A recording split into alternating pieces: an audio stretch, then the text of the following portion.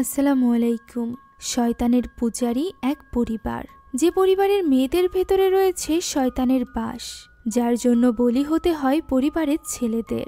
এরকমই এক অদ্ভুত রিচুয়াল এবং ভয়ানক শয়তানকে ঘিরে আজকের এই ইন্দোনেশিয়ান গল্প, যার নাম তেমুরান। তো চলুন কোনো রকম স্পয়লার না দিয়ে সরাসরি চলে যাওয়া যাক গল্পে। গল্পের শুরুতে এক অন্ধকার রাতে জঙ্গলের ভেতর দিয়ে আমরা গায়ত্রী নামের একজন মেয়েকে দৌড়ে পালাতে দেখতে পাই। তার হাতে ছিল একটা কাটা চিহ্ন, যেন সে কিছু একটা থেকে দৌড়ে পালিয়ে বাঁচার চেষ্টা করছিল। এইভাবেই দৌড়াতে দৌড়াতে সে চলে আসে একটা ঘরের ভেতরে। সেখানে সে নিজেকে বন্দি করে নেয়। তবে তখনই দরজার বাইরে আমরা একজন মেয়েলি কণ্ঠ শুনতে পাই, যে কিনা দরজা খোলার জন্য তাকে বারবার ডাকছিল। গায়ত্রী এতে করে ভয় পেয়ে যায় এবং দ্রুত বেডের নিচে লুকিয়ে পড়ে, যেহেতু সে কোথায় লুকাবে তা বুঝে উঠতে পারছিল না। এরই মাঝে দরজা খুলে ওই মহিলা ভেতরে প্রবেশ করে এবং ঘরের ভেতর দিয়ে গায়ত্রীকে খুঁজতে আরম্ভ করে। গায়ত্রী এটা দেখে ভয়ে যেন কাঁপতে থাকে। তবে কিছু সময়ের মধ্যেই ওই মহিলা ওই ঘর থেকে বেরিয়ে যায়, যা দেখে এবার গায়ত্রী সাহস করে আস্তে আস্তে করে বিছানার নিচ থেকে বেরিয়ে আসে। এমন সময় এক ভয়ানক হাত আমরা দেখতে পাই, যেটা কিনা গায়ত্রীর মুখে হাত বুলাতে বুলাতে বলে যে গায়ত্রী এখানে আসো। আচমকাই আমরা দেখতে পাই কেউ একটা গায়ত্রীকে জঙ্গলের ভেতর দিয়ে টেনে নিয়ে যাচ্ছে।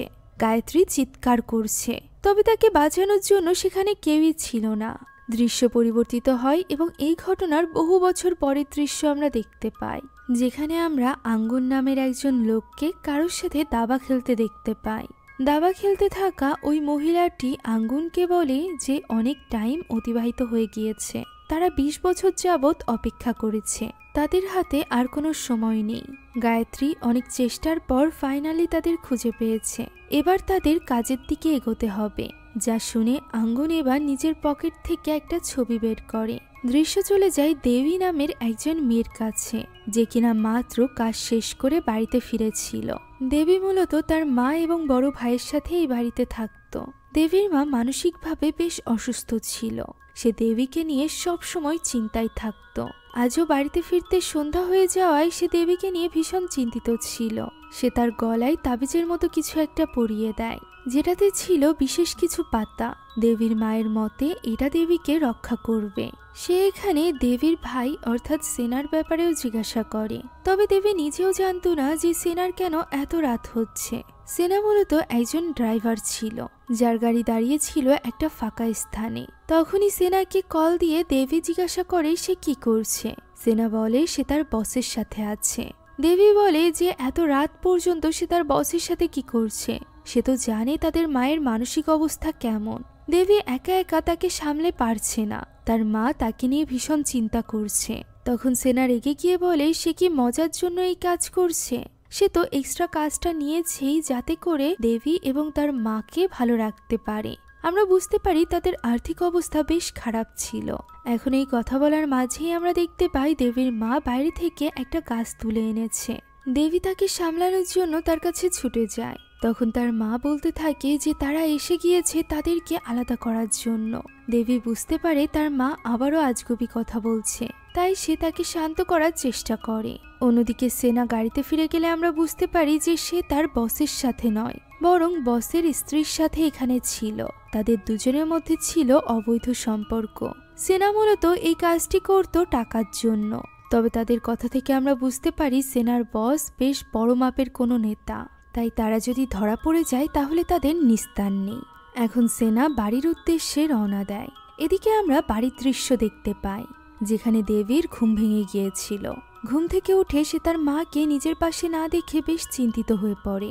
তাই তো রুমের বাইরে বেরিয়ে সে তার মাকে খুঁজতে আরম্ভ করে।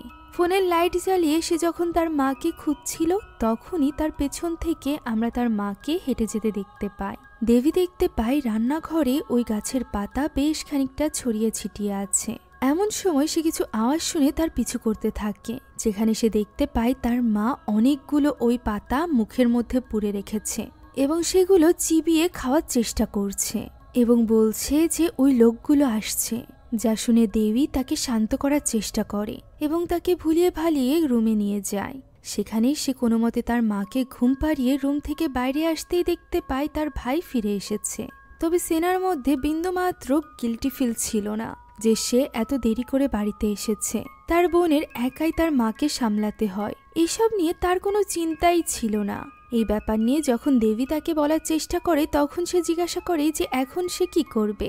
সে কি তার মাকে ঘুম থেকে উঠিয়ে তারপর তার খেয়াল রাখবে? কি করলে দেবী তাকে কথা শোনানো বন্ধ করবে? তখন দেবী চুপ হয়ে যায় এবং তার কাছে বাইকের চাবিটি চায়। তবে চাবি দেওয়ার সময় সেনা তাকে জানায় যে তার গাড়িতে তেল নেই, সেই সাথে গত মাসে সে গাড়ির ইনস্টলমেন্টও দেয়নি। যে টাকা সে দেবীকেই পরিশোধ করতে বলে নিজের ঘরে চলে যায়। পরদিন দেবী তার কাজে গেলে আমরা দেখতে পাই দেবী মূলত একটা ইন্টারনেট কোম্পানিতে কাজ করত। তবে তার কাজ খুব একটা ভালো যাচ্ছিল না। নেটওয়ার্ক ভালো না থাকায় তার ক্লায়েন্টরা তাদের নেট ছেড়ে দিচ্ছিল। এই ব্যাপারটা নিয়ে দেবী বেশ চিন্তিত হয়ে পড়ে। তাই তো সে সেখানে থাকা তার ভাইয়ের এক ফ্রেন্ডের সাথে কথা বলে, যেখান থেকে সে বুঝতে পারে যে তার ভাইয়ের সাথে এই ফ্রেন্ডের কোনো রকম যোগাযোগ নেই, বরং তার ফ্রেন্ডের মধ্যে সেনা এখন খারাপ পথে চলে গিয়েছে। তাই সে সেনাকে পছন্দ করত না। দেবী এখানে সেনাকে নিয়ে বেশ চিন্তিত ছিল। এর উপর আবার তার ঘাড়ে ছিল তার মাকে সামলানোর দায়িত্ব। তাই তো ওই রাতে সে তার মাকে কোনো মতে ঘুম পাড়িয়ে নিজেও শুয়ে পড়ে। তখনই সে ঘরের বাইরে কারোর একটা ছায়া দেখতে পায়। দরজায় কড়া নাড়ার শব্দ শুনে দেবী মনে করে যে হয়তোবা সেনা এসেছে। তবে সেনার কাছে তো চাবি ছিল, তাই সে ব্যাপারটা বোঝার জন্য দরজা খুলে দেখতে যায়। তখনই আচমকা পেছন থেকে অর্থাৎ বাড়ির ভেতর থেকে অলরেডি দুজন লোক তার মুখ চেপে ধরে এবং দেবীকে একটা চেয়ারের সাথে বেঁধে ফেলে। আর এরপর তারা দেবীকে জিজ্ঞাসা করতে থাকে যে তার ভাই কোথায়। দেবী এতবার করে বলতে থাকে যে তার ভাই কোথায় আছে তা সে জানে না। তবে ওই লোকগুলো কোনো কথাই শুনতে রাজি ছিল না। তাদের মতে সেনা এমন কোনো অপরাধ করেছে যার শাস্তি সে এখন পেতে চলেছে। এইসব কথার মাঝখানেই সামনে থাকা লোকটির কাছে কল আসে।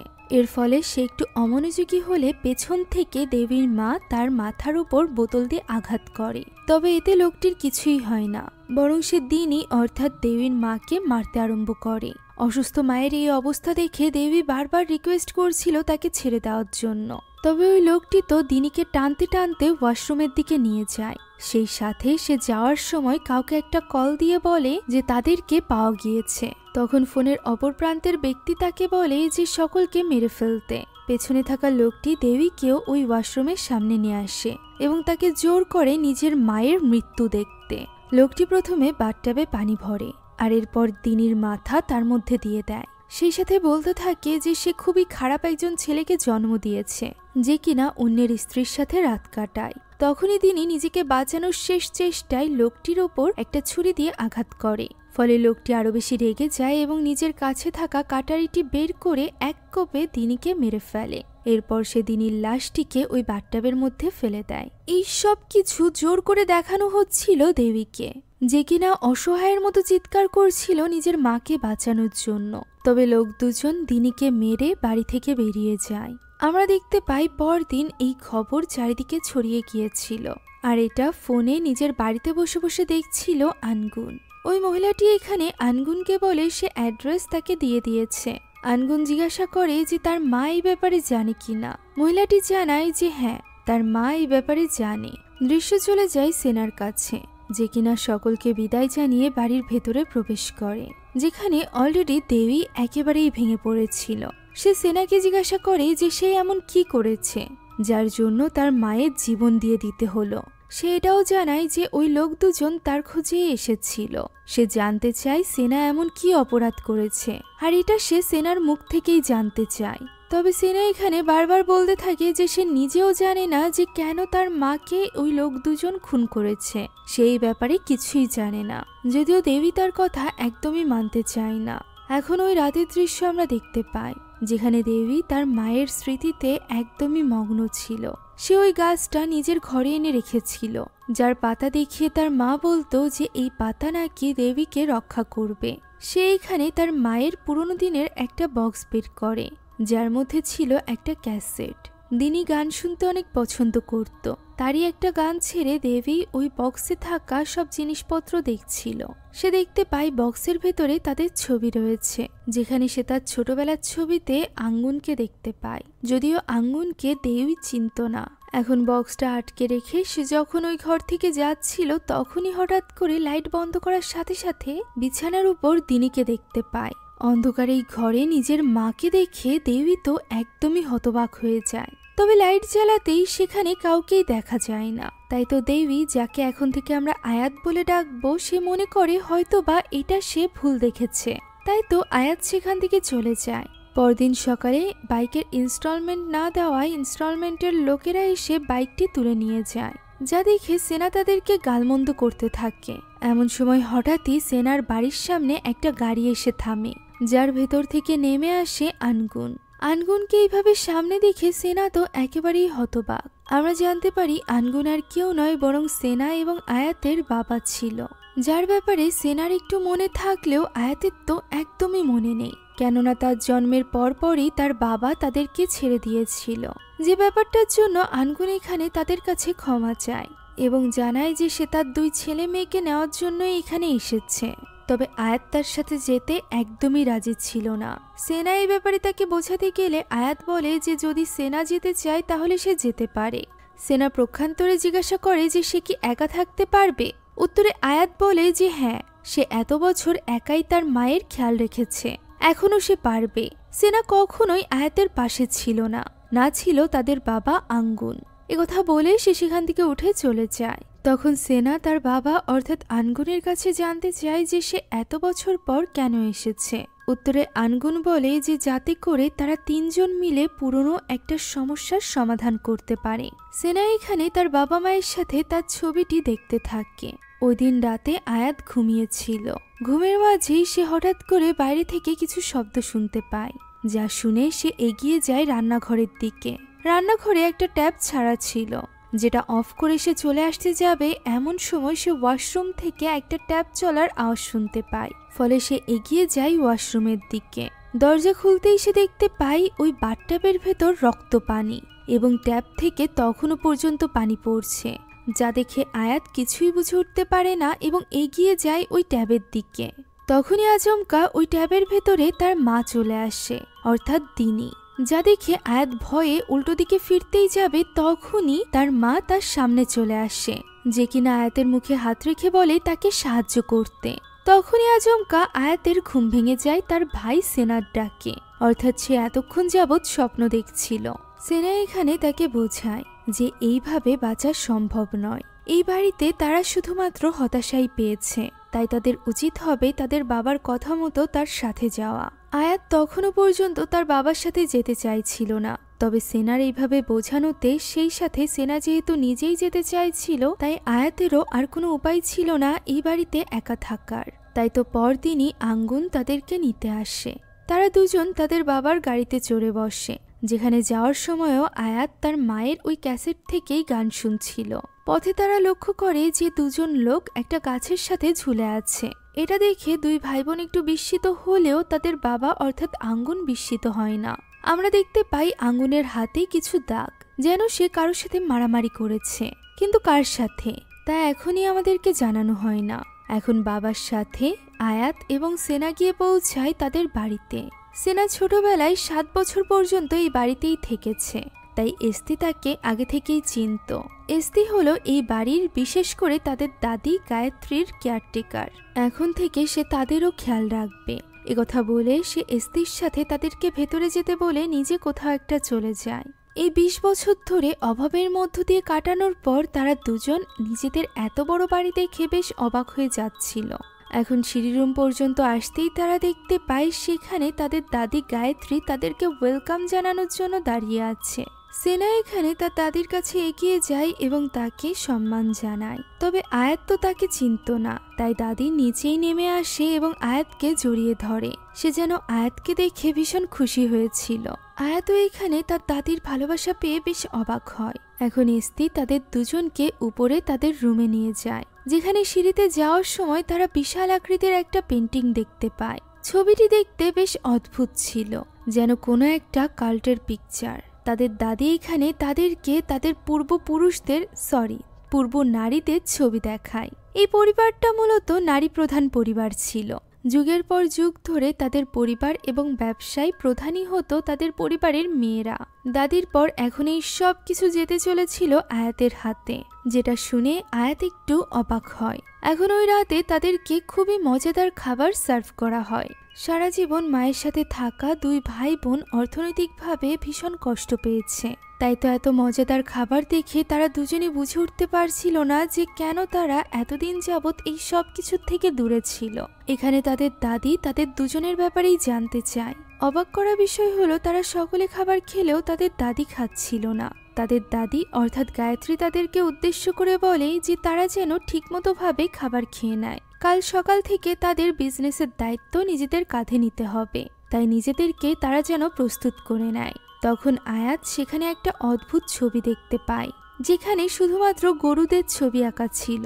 অন্যদিকে রাতে খাবার শেষে নিজের ঘরে যেতে গিয়ে ভুল করে সেনা চলে যায় এক অদ্ভুত রুমে, যেখানে অদ্ভুত কিছু একটা ছবি আঁকা ছিল এবং তার সামনে এমনভাবে জিনিসপত্র রাখা ছিল যেন ওই অদ্ভুত জিনিসটার কেউ পূজা করছিল।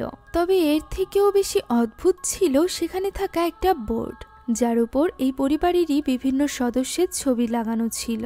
তবে খুবই রহস্যজনকভাবে সেখানে থাকা সব ছেলেদেরই ছবির ওপর একটা ক্রস চিহ্ন দেওয়া ছিল। অন্যদিকে মেয়েদের ছবি ছিল ঠিকঠাক। এইসব ছবি এবং অদ্ভুত জিনিসপত্র দেখে সেনা বেশ অবাক হয়। তখনই সেখানে থাকা একটা আলমারি নড়ে ওঠে। সে ওই আলমারির কাছে এগিয়ে যায় এবং সেটা খোলার ব্যাপারে ভাবতে থাকে। তখনই হঠাৎ করে আলমারিটি কেঁপে ওঠে, যে কারণে ভয় পেয়ে তখনই বেরিয়ে আসে সেনা। তবে তাকে ওই রুম থেকে বের হতে দেখে ফেলে এস্তি। এস্তি দ্রুত ওই রুমটি লক করে দেয় এবং সেনাকে জানায় এই রুমে সকলের প্রবেশ নিষিদ্ধ, তাই সেনা যেন ভুলক্রমে হলেও এখানে আর কখনোই না আসে। এখন ওই সময় নিজের ঘরে শুয়ে গান শুনছিল আয়াত। মায়ের ক্যাসেটে এই গান শোনার সময় আয়াত শুনতে পায় গানের ভেতরেই তার নাম ধরে কেউ যেন ডাকছে। তবে দ্বিতীয়বার প্লে করাতে এই ডাক আর শোনা যায় না, তাই আয়াত মনে করে যে সে হয়তো বা ভুল শুনেছে। সে আর দেরি না করে ঘুমিয়ে পড়তে যাচ্ছিল, এমন সময় সে হঠাৎই সামনে থাকা জানালার পর্দার পিছে কারোর পা দেখতে পায়। ভালো করে তাকাতেই সে দেখতে পায় পর্দার পেছনে খুবই ভয়ানকভাবে কাত হয়ে আছে তার মা অর্থাৎ দিনী, যে কিনা খুবই ভয়ানকভাবে এগোতে থাকে আয়াতের দিকে, যা দেখে আয়াত অনেক ভয় পেয়ে যায়। এরপরও দিনী সেখানেই বসে থাকে এবং অপলকভাবে তাকিয়ে থাকে আয়াতের দিকে। মাকে এইভাবে দেখে আয়াত নিজেও ইমোশনাল হয়ে পড়ে এবং কাঁদতে থাকে। তখনই হঠাৎ করে দিনী আবারও তার দিকে এগিয়ে যেতেই আয়াত ভয় পেয়ে নিজেকে চাদরে লুকিয়ে নেয়। এইভাবেই এই বাড়িতে প্রথম রাতটা কেটে যায় দুই ভাই বোনের। পরদিন সকালে তাদের দুজনকে নিয়ে যাওয়া হয় তাদের ফার্মে। তাদের মূলত গরুর ফার্ম ছিল, তারা গত 3 জেনারেশন ধরে সামলে এসেছে। এখানে গায়ত্রী গরুদের কাটার স্থানেও তাদেরকে নিয়ে যায়। তবে সেখানে গিয়ে এইভাবে গরু কাটতে দেখে আয়াতের মনে পড়ে যায় তার মায়ের মৃত্যুর দৃশ্য। ফলে সে অনেকটা অসুস্থ হয়ে পড়ে এবং দৌড়ে বাইরে চলে আসে। সেনা তার কাছে যেতে চাইলে তার বাবা তাকে আটকে নেয়। তাদের দাদি অর্থাৎ গায়ত্রী যায় আয়াতের কাছে এবং সে তাকে সামলে নেয়। সেই সাথে বলে যে সে জানে আয়াত 20টা বছর ধরে অনেক কষ্ট করেছে। সে তার মাকে অনেক মিস করে, এই ব্যাপারেও ধারণা করতে পারে গায়ত্রী। তবে এখন পুরনো কথা ভুলে তাকে সামনের দিকে এগোতে হবে। আর এখানেই রয়েছে তাদের ভবিষ্যৎ। সেই সাথে ভবিষ্যতে তার সকল ইচ্ছা পূরণের জন্য গায়ত্রী তো আছেই। সে তাকে ওই সব কিছু দিবে যা আয়াত চাইবে। দাদির এই সকল কথা শুনে আয়াত অনেক ইমোশনাল হয়ে পড়ে। এদিকে ফার্মের এই কাজ শিখতে শিখতে বাবার সাথে বেশ ভালো সম্পর্ক গড়ে উঠছিল সেনার। সেনা মূলত ছোটবেলা থেকেই তার বাবাকে অনেক বেশি ভালোবাসতো। তার মায়ের উপর তার অতটাও টান ছিল না। সে এখানে তার বাবার সাথে গতকাল রাতের ঘটনাও শেয়ার করে যে সে ওই ঘরে চলে গিয়েছিল যেখানে যেতে তাকে ইস্তি বারণ করেছে। আমরা বুঝতে পারি যে সেনার ওই ঘরে যাওয়ার ব্যাপারটা স্বাভাবিক লাগে না তার বাবা আঙ্গুনেরও। এমন সময় সেখানে চলে আসে জাকা নামের একজন কর্মচারী। জাকাকে দেখা মাত্রই আঙ্গুন খুব খুশি হয়ে যায়, যে জিনিসটা লক্ষ্য করে সেনাও। জাকাকে পরিচয় করিয়ে দেওয়ার সময় আঙ্গুন বলে জাকা তার ছেলের মতো, আর এই কথাটি সেনার একদমই ভালো লাগে না। আমরা বুঝতে পারি সেনা তার বাবার কারণেই জাকাকে পছন্দ করছিল না। এদিকে পরদিনই গায়ত্রী আয়াতকে নিয়ে আসে জাকার কাছে। জাকা মূলত এই ফার্মের সবকিছু দেখাশোনা করত, তাই সে এখানে জাকাকে যাবতীয় সবকিছু বুঝিয়ে দিতে বলে আয়াতকে। কথা বলে গায়ত্রী সেখান থেকে চলে যায়। আর এরপর জাকা এই ফার্মের সকল ইতিহাসের ফাইল বের করে এনে আয়াতকে দেখায়। আয়াত এখানে এক অদ্ভুত জিনিস লক্ষ্য করে এবং জাকাকে জিজ্ঞাসা করে যে এখানে ভুল কিছু প্রিন্ট করা হয়েছে কিনা, কেননা এই তথ্য মোতাবেক 1935 সাল থেকে গায়ত্রী এই কোম্পানির দায়িত্বে আছে।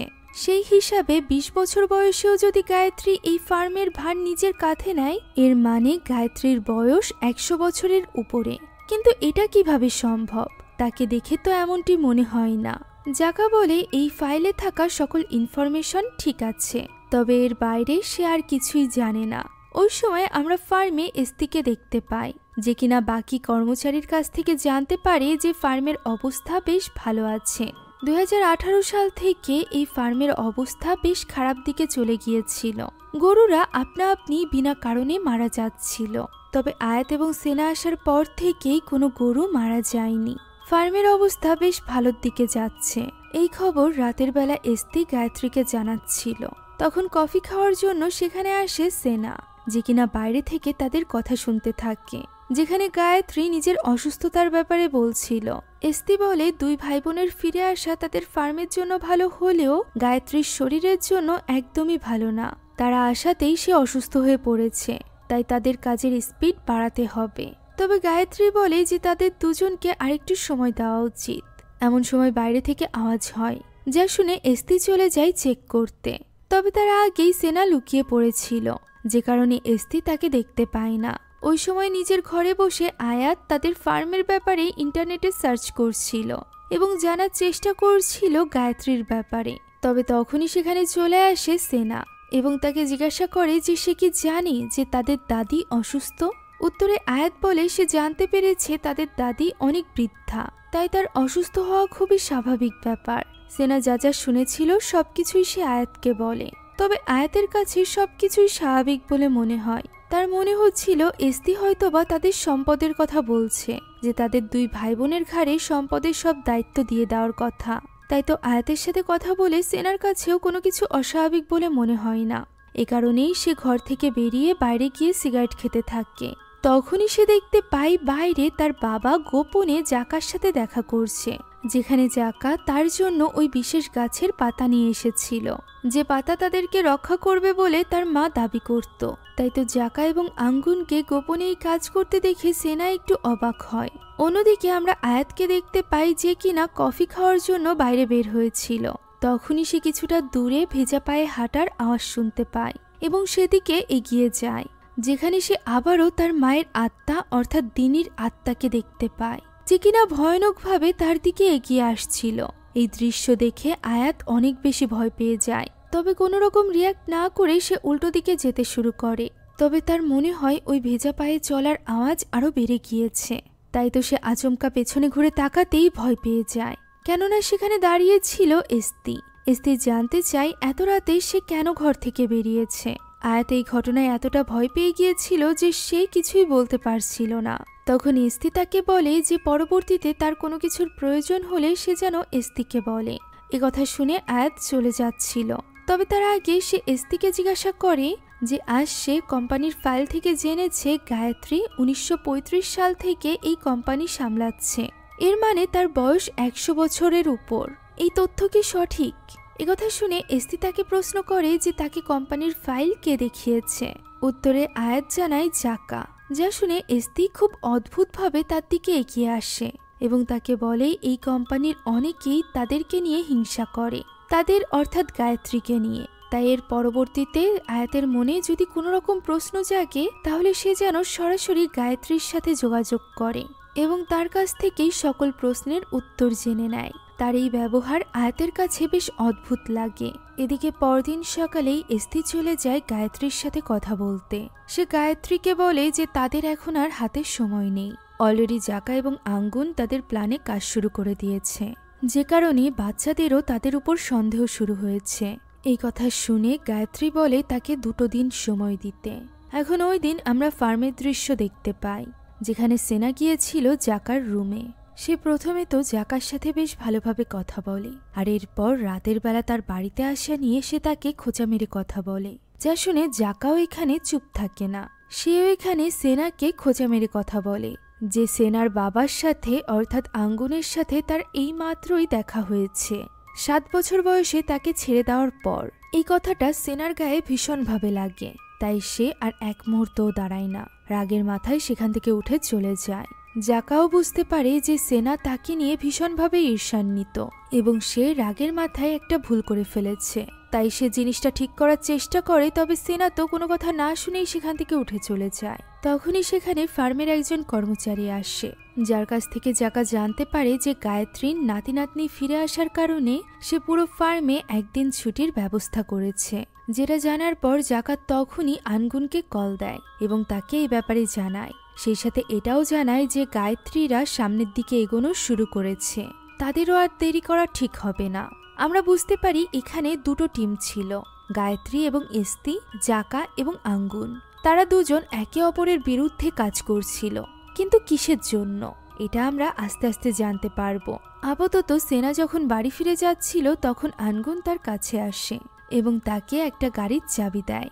গাড়িটি এখন থেকে সেনার, আর এই গাড়ির ডিকিতে আঙ্গুন সেনার জন্য কিছু জিনিসপত্র রেখেছে। তবে সে সেনাকে সেই জিনিসগুলো আগামীকাল নিতে বলে।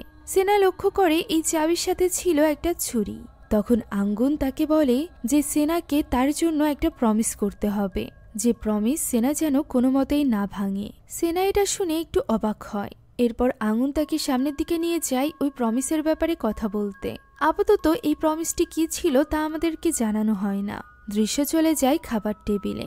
ওই দিন ডিনারে আয়াতের প্লেটের উপর সস দিয়ে একটা সিম্বল আঁকা ছিল, যে ব্যাপারে খুব একটা গুরুত্ব দেয় না আয়াত, বরং সে তো তার দাদিকে সুস্থ দেখে এই ব্যাপারে সেনাকে জিজ্ঞাসা করে যে গতকাল তো সেনা বলেছিল তাদের দাদি অসুস্থ। তখন গায়ত্রী তাদেরকে এইভাবে ফিসফিস করতে দেখে তাদেরকে প্রশ্ন করে যে তারা কি গায়ত্রীর ব্যাপারে কথা বলছে। এই কথা শুনে তারা দুজনেই অকওয়ার্ড ফিল করে। তখনই খাবার খাওয়ার সময় আয়াত দেখতে পায় তার খাবারের মধ্যে ছিল ওই পাতা, যে পাতা তার মা তাকে খাওয়াতো। ওই সময় আমরা আঙুনের তাকানো দেখে বুঝতে পারি যে খাবারের মধ্যে এই পাতা আঙুন দিয়েছিল, অর্থাৎ যে জিনিস থেকে দিনি তার মেয়েকে দূরে রাখার চেষ্টা করছিল ওই একই জিনিস থেকে দূরে রাখার চেষ্টা করছিল আঙুনও। এখন ওই রাতে আয়াত ব্রাশ করছিল, তখনই হঠাৎ তার পেছনে আমরা এক ভয়ানক আকৃতিকে দেখতে পাই, যার উপস্থিতির ব্যাপারে আয়াতও অনুভব করতে পারে। তাই তো সে পিছে ঘুরে তাকাতেই চমকে ওঠে। সেখানে দাঁড়িয়ে ছিল এস্তি। প্রথমে সে আয়াতকে চমকে দেওয়ার জন্য সরি বলে, আর এরপর বলে আয়াতের যদি দাঁত ব্রাশ করা হয়ে যায় তাহলে সে যেন তার দাদির রুমে আসে, তার দাদি তার সাথে কথা বলতে চায়। আয়াত এস্তির সাথে তার দাদির রুমে প্রথমবারের মতো প্রবেশ করে, যেখানে এত বেশি গানের কালেকশন দেখে বেশ অবাক হয়ে যায় আয়াত। তার দাদি বলে তার গান শুনতে খুব ভালো লাগে। তার বাবারও এক সময় গান শোনার শখ ছিল, তবে পরবর্তীতে আঙ্গুনকে আর গান শুনতে দেখা যায়নি। তবে সে জানতে পেরেছে আয়াত নাকি গান শুনতে খুব পছন্দ করে। আয়াত এখানে খুবই আগ্রহের সাথে ওই গানের কালেকশনগুলো দেখছিল। অন্যদিকে এস্তি ওই ঘর থেকে বের হতেই দেখতে পাই সেখানে দাঁড়িয়ে আছে আঙ্গুন।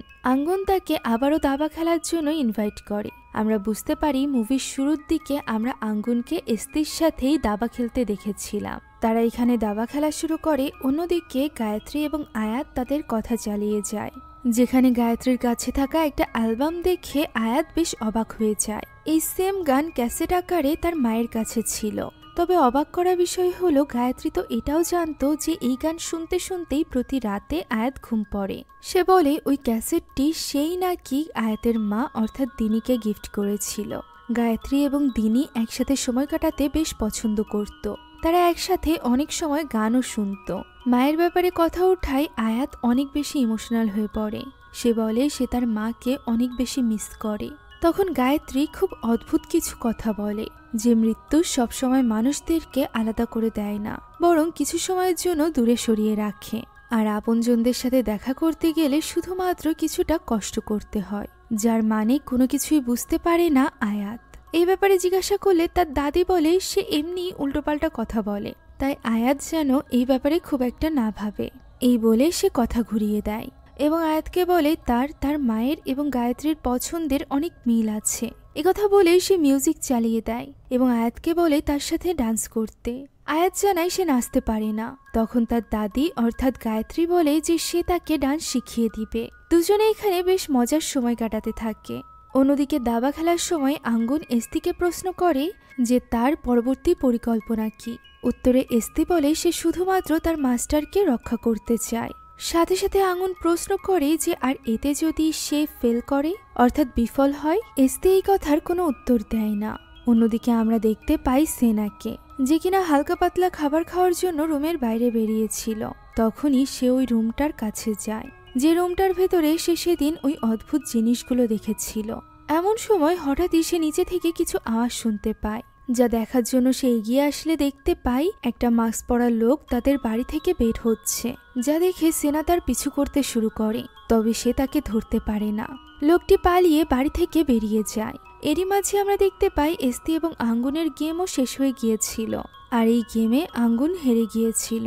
সে যখন সিঁড়ি দিয়ে নামছিল তখনই সেনা তার কাছে আসে এবং তাকে ওই মুখোশধারী লোকটির ব্যাপারে জানায়। তবে খুবই অবাক করা বিষয় হলো আঙ্গুন ব্যাপারটাকে একদমই স্বাভাবিকভাবে নেয়। চোরকে ধরা তো দূরের কথা, সে সেনাকে বলে গিয়ে শুয়ে পড়তে, যা শুনে সেনা বেশ অবাক হয়।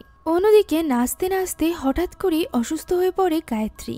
সে সেখানেই অজ্ঞান হয়ে যায়, যা দেখে এস্তিকে ডাকতে থাকে আয়াত। এস্তি গিয়ে গায়ত্রীকে বিছানায় শুইয়ে দেয় এবং আয়াতকে জিজ্ঞাসা করে গায়ত্রীর এই অবস্থা হলো কি করে। আয়াত বলে তার সাথে নাচতে গিয়ে গায়ত্রীর এমনটি হয়েছে। তখন এস্তি তাকে বলে গায়ত্রীর ভারী কোনো কাজ করা নিষিদ্ধ, ডান্সিংও তার মধ্যেই পড়ে। আয়াত বলে সে এরপর থেকে এটা মনে রাখবে। তখন এস্তি বলে তার দাদি এবং তার কোম্পানির ব্যাপারে জানার জন্য অনেক কিছু বাকি আছে, কেননা তার দাদির পর এই সব কিছু তারই সামলাতে হবে। এটা সে চাক বা না চাক, তাকে এর জন্য প্রস্তুত হতে হবে। ওই সময় অন্যদিকে আমরা আঙ্গুনকে দেখতে পাই, যে কিনা জাকার সাথে দেখা করে। জাকা এখানে তার জন্য একটা বক্স নিয়ে এসেছিল। মূলত আজ রাতে যাকে সেনা বাড়িতে দেখেছিল মুখোশধারী লোকটি, সেটা আর কেউ নয় বরং জাকা ছিল। জাকাই বাড়ির ভেতরে প্রবেশ করেছিল এই বক্সটি চুরি করতে, আর আঙ্গুনি তাকে এই কাজটি করতে বলেছিল। এ কারণেই তো সে সেনাকে তার পিছু করতে দেয়নি। এখন এখানেই খোলে একটা বড় রহস্য। আঙ্গুনের কথা দ্বারা আমরা বুঝতে পারি যে গায়ত্রীর ভেতরে রয়েছে এক শয়তান, যে কিনা গায়ত্রীকে ভেতর থেকে খুঁড়ে খুঁড়ে খাচ্ছে, কেননা সে এখন গায়ত্রীর শরীর থেকে অন্য শরীরে নিজেকে ট্রান্সফার করতে চলেছে। এই কারণেই তাদের ব্যবসায় আবারও উন্নতি হচ্ছে। আর ওই শয়তানকেই আটকানোর চেষ্টা করছিল জাকা এবং আঙ্গুন। এই বক্সেই এমন জিনিস রয়েছে যা দ্বারা ওই শয়তানকে আটকানো সম্ভব হবে। আঙ্গুনকে হেল্প করার জন্য জাকাও তার সাথে যেতে চাইছিল, তবে আঙ্গুন তাকে নিষেধ করে। বরং সে বলে জাকা যেন আগামীকাল সকালে ফার্মে এসে তার এবং দানার সাথে দেখা করে। দানা নাম শুনে জাকা একটু অবাক হয়। তখন আঙ্গুন জানায় যে সে সেনাকে ছোটবেলায় দানা বলেই ডাকত। এখন জাকা সেখান থেকে চলে যাওয়ার পর আঙ্গুন বাড়ির ভেতরে যায়, যেখানে সে ওই বক্সটি খুললেই আমরা দেখতে পাই তার ভেতরে রয়েছে একটা বিশেষ ছুরি, যেটা দিয়ে সে ওই ডিমান্ডকে শেষ করে দিতে চলেছে। তবে এর সাথে শেষ হয়ে যাবে তার মা গায়ত্রীও। এ কারণেই আঙ্গুন অনেক বেশি ইমোশনাল হয়ে পড়ে। সে তার কাছে থাকা তার মায়ের ছবি দেখতে থাকে, সেই সাথে দেখতে থাকে তার স্ত্রী এবং সন্তানের ছবি, বিশেষ করে সেনার। আমরা বুঝতে পারি ওই শয়তান থেকে দূরে রাখার জন্যই সে নিজের স্ত্রীকে নিজের কাছ থেকে দূরে সরিয়েছিল। সে নিজের স্ত্রী অর্থাৎ দিনীকে প্রচণ্ড ভালোবাসত। এখন এই পুরোটা ভেবেই সে অনেক বেশি ইমোশনাল হয়ে পড়ে। আর এরপর নিজেকে কোনো মতে সামলে ওই ছুরি নিয়ে আস্তে আস্তে এগোতে থাকে তার মায়ের ঘরের দিকে। সাবধানে সে ওই ঘরের ভেতরে প্রবেশ করে, যেখানে তার মা গভীর ঘুমে ছিল। আঙ্গুনের ভীষণ কষ্ট হচ্ছিল তার মাকে আঘাত করতে, তবে তাকে তার সন্তানদের জন্য এটা করতেই হবে। একথা বলেই সে তার মাকে ওই ছুরি দিয়ে আঘাত করতে যাবে, এমন সময় পেছন থেকে ইস্তি তার উপর আঘাত করে, যার ফলে সে সেখানেই ছটফট করে মারা যায়। এই ঘটনা দেখে গায়ত্রী অনেক ইমোশনাল হয়ে পড়ে। তার সামনেই তার ছেলেকে খুন করে তাকে টেনে নিয়ে যায় ইস্তি। আমরা বুঝতে পারি গায়ত্রী চাইলেও কিছু করতে পারবে না। দৃশ্য চলে যায় পরদিন সকালে। আঙ্গুনের কথা মতো জাকা ফার্মে আসে সেনা এবং আঙ্গুনের সাথে দেখা করতে। তবে সেই ফার্মের ভেতরে এসেই শকড হয়ে যায়, কেননা সেখানে ঝুলেছিল আঙ্গুনের লাশ। যা দেখে সে কিছু বুঝে উঠতে পারবে তার আগেই সেখানে ফার্মের আরো লোকজন চলে আসে, যারা কিনা সেখানে জাকাকে দেখে মনে করে জাকাই হয়তো বা আঙ্গুনকে মেরে ফেলেছে। তাই তারা জাকাকে তাড়া করতে শুরু করে। ওই সময় সেখানে আসে সেনা এবং আয়াত। সেনা যখনই তার বাবার এই অবস্থা দেখে তখনই ছুটে চলে আসে তার বাবার কাছে। সে অনেক বেশি ভেঙে পড়ে, যেহেতু সে ছোটবেলা থেকেই তার বাবাকে প্রচণ্ড ভালোবাসত, আর গত কিছুদিন ধরে তার বাবার সাথে বেশ ভালো সম্পর্কও গড়ে উঠেছিল। তাই বাবাকে এইভাবে হারিয়ে সেনা একেবারেই ভেঙে পড়েছিল। এখন দাফন শেষে তারা খাবার খেতে বসে, তবে খাবার খেতে পারে না গায়ত্রী। সে সেখান থেকে উঠে চলে যায়। তখন সেনা আয়াতকে উদ্দেশ্য করে বলে তাদের এখনই এই বাড়ি থেকে বেরিয়ে যাওয়া উচিত। আয়াতের কারণ বুঝতে পারে না। সে বলে সেনাই তো এখানে আসতে চেয়েছিল, এখন কেন সে চলে যেতে বলছে। তখন সেনা বলে এই মুহূর্তে সে কোনো কিছুই এক্সপ্লেন করতে পারবে না, সে শুধুমাত্র জানে তাদের এই বাড়ি থেকে চলে যেতে হবে। একথা বলে সে উঠে গেলে আয়াত তাকে বোঝানোর চেষ্টা করে। সে জানে বাবার মৃত্যুতে সেনা অনেক বেশি ভেঙে পড়েছে, মায়ের মৃত্যুর পর আয়াতও অনেক বেশি ভেঙে পড়েছিল। একথা শোনা মাত্রই সেনা বলে ওঠে সে যেন মাকে কোনোভাবেই বাবার সাথে তুলনা না করে। বাবা একজন সুস্থ মানুষ ছিল আর তাদের মা ছিল পাগল। যা শুনে আয়াত এবার রেগে যায়। সে বলে বাবা যদি সুস্থ মানুষ হয়েই থাকবে তাহলে কেন সে তাদেরকে 20 বছর আগে নিজের থেকে দূর করেছিল, আর এখনো বা কেন তাদের দুজনকে একা ফেলে সে চলে গেল। তখন সেনা বলে এই সব কিছু হয়েছে আয়াতের জন্য। সে 7 বছর পর্যন্ত এই বাড়িতে তার বাবা মায়ের সাথে অনেক খুশি ছিল, আর এরপর আয়াতের জন্ম হলো। আয়াতের কারণেই তার বাবা মা আলাদা হয়ে গিয়েছিল। আয়াতের জন্মের পরই তার মা পাগল হয়ে গিয়েছে। একথা শুনে এবার আয়াতের ধৈর্যের বাঁধ ভেঙে যায়। সে বলে এই সব কিছুর জন্য আয়াত নয়, বরং দায়ী সেনা, কেননা সে কখনোই তাদের মায়ের খেয়াল রাখেনি। তাদের মা মারা গিয়েছে সেনার কারণে, হয়তো বা তাদের বাবাও মারা গিয়েছে সেনার কারণে। একথা শোনা মাত্রই সেনা আয়াতকে একটা থাপ্পড় মারে, আর এরপর আয়াত রেগে মেগে নিজের ঘরে চলে যায়। সেনা যখন উপরে নিজের ঘরের দিকে যাচ্ছিল তখন তার দেখা হয় এস্তির সাথে। এস্তি বলে যে সেনা এবং আয়াতের এই অবস্থা দেখে তার ভীষণ খারাপ লাগছে, তাই সে সেনাকে সাহায্য করতে চায় এই ইনফরমেশন দিয়ে যে তার বাবার মৃত্যুর পেছনে জাকা দায়ী।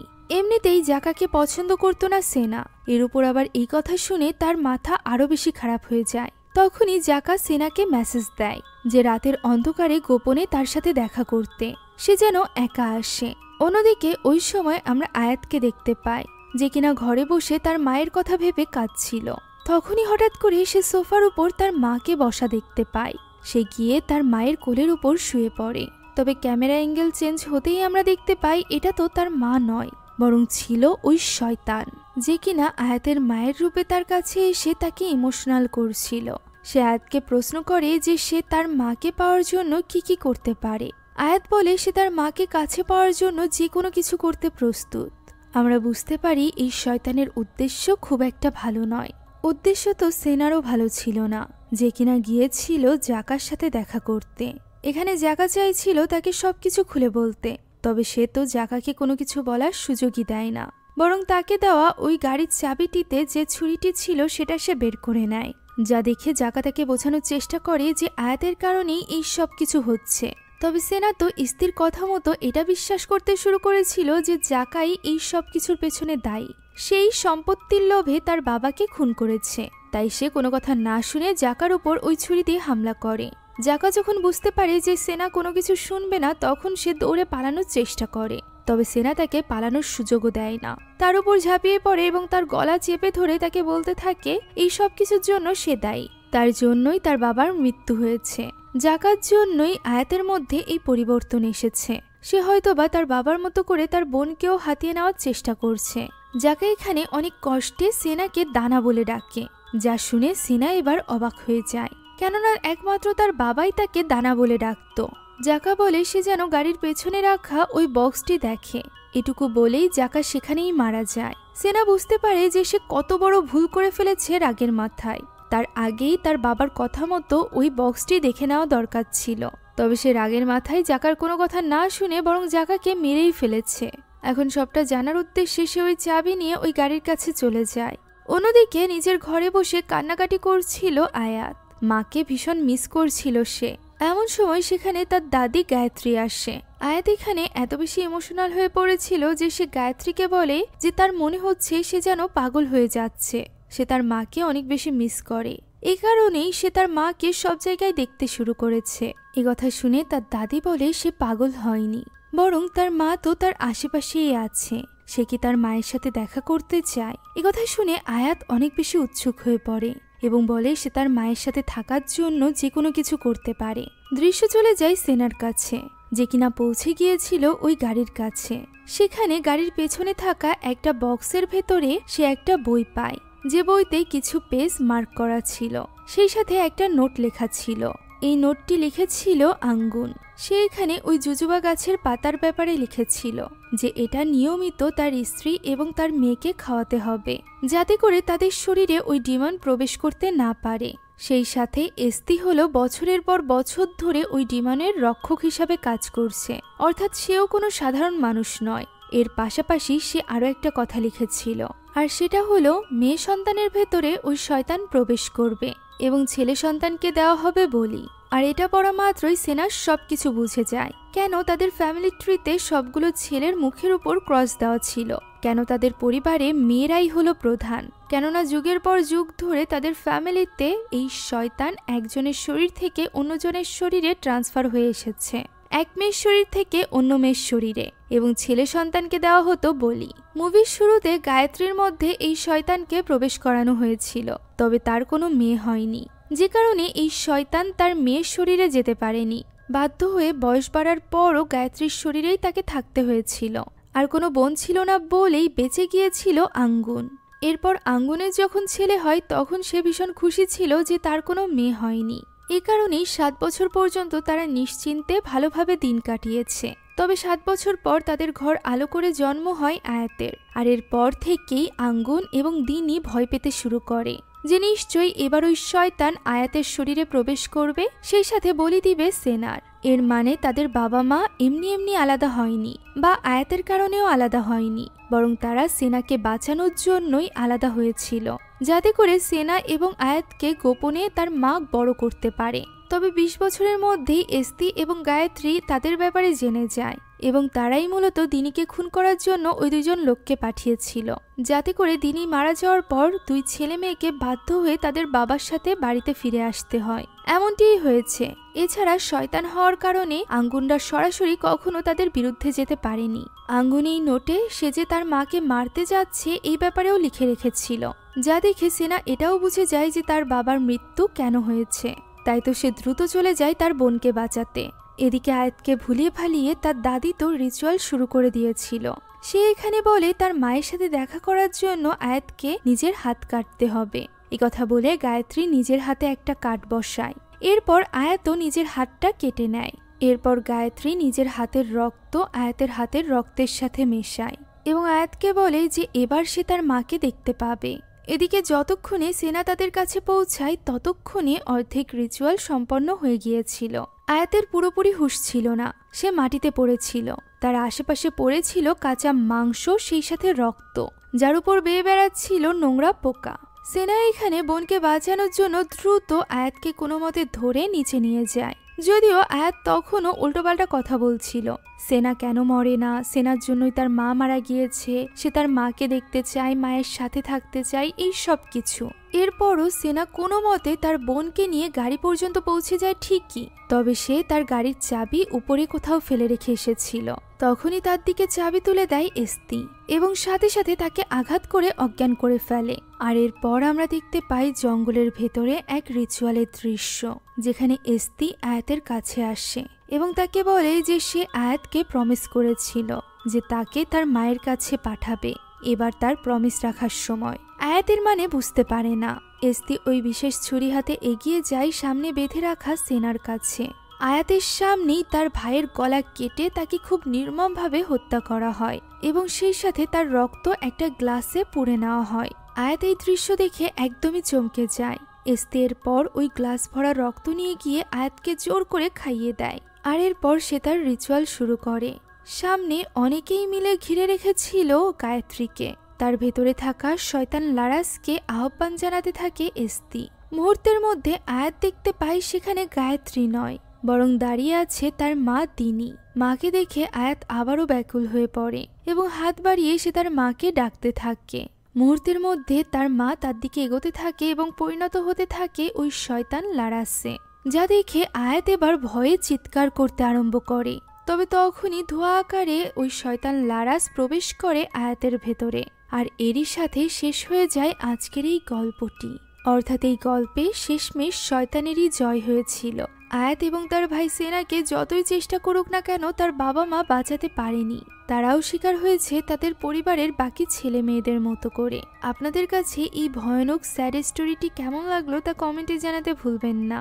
সেই সাথে আপনার আমার মতো মুভি লাভার্সদের জন্য আমরা নিয়ে এসেছি সুলভ মূল্যে নেটফ্লিক্সের সাবস্ক্রিপশন, যেটা পেয়ে যাবেন আমাদের ফেসবুক পেজ এইচপি শপে। পেজের লিঙ্ক ডেসক্রিপশন বক্সে পেয়ে যাবেন। Thank you so much for watching this video. আল্লাহ হাফিজ।